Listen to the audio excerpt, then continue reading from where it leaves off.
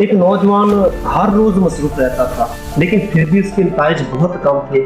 وہ ایک کام شروع کرتا پھر موبائل دیکھنے لگ جاتا، کبھی سوشل میڈیا، کبھی دوستوں کے میسیجز اور کبھی کوئی نیا آئیڈیا۔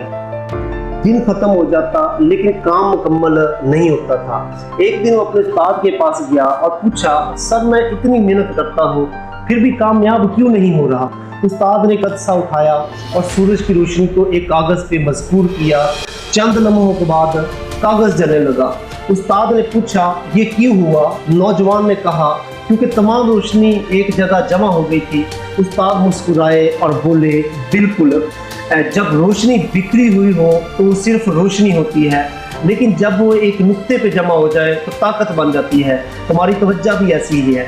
اگر تم اپنی توانائی ہر طرف بکھیر دو گے تو نتائج کم ملیں گے، لیکن اگر ایک وقت میں ایک ہی مقصد پہ فوکس کرو گے تو غیر معمولی نتائج حاصل کر سکتے ہو۔ اس دن نوجوان کو احساس ہوا کہ کامیابی زیادہ کام کرنے سے نہیں ہے بلکہ صحیح کام پہ مکمل توجہ دینے سے ملتی ہے۔ یاد رکھیں، جہاں فوکس جاتا ہے وہاں ترقی ہوتی ہے۔